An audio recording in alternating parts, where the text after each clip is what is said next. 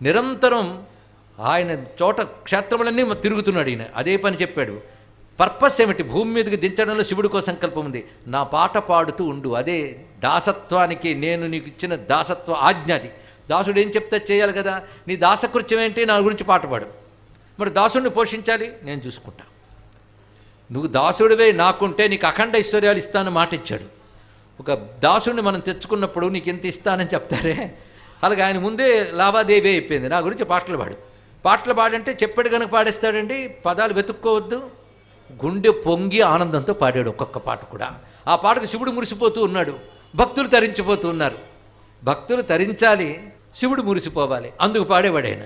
హృదయం పొంగితే కానీ అటువంటి పాట రాదు. అలా పొంగించాడు పరమేశ్వరుడే. అలాంటి అనుభూతిని కూడా ఇచ్చాడు. అది ఎన్ని క్షేత్రాలు తిరిగాడు. ప్రతి క్షేత్రంలో ఆయన కలిగేది శివస్పృహ, శివస్ఫురణ. క్షేత్రం తిరుగుతున్నంతసేపు అంతే.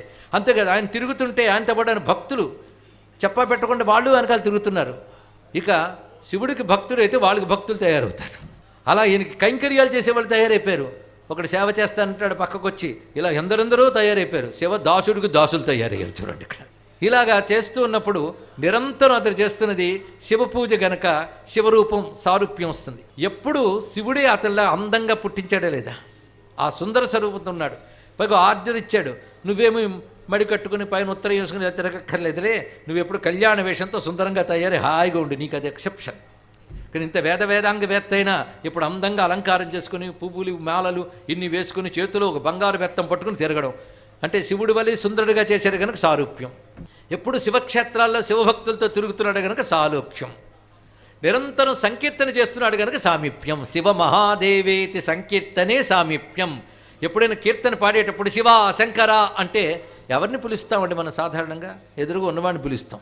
ఎక్కడో ఉన్నవాడిని ఇక్కడి నుంచి కేక వేయం. అమెరికాలో ఉన్న అబ్బాయి అని ఇక్కడ పాడం, ఎందుకంటే వాడు అలాగే ఇక్కడ లేడు కనుక. ఒక పాట పాడేమో అంటే ఎదురుగా వాడు ఉన్నాడని అర్థం. కనుక సంకీర్తన సామీప్యంతినిచ్చింది. భక్తులతో తిరగడం వల్ల భక్తులు శివుడి గురించి తప్ప మరో కబుర్లు చెప్పరు. ఎప్పుడు ఆయన గురించైనా బోర్ కొడుతుంది కదా, టీవీ ఆన్ చేద్దురు అన్నారు. అదే అదొక భక్తి.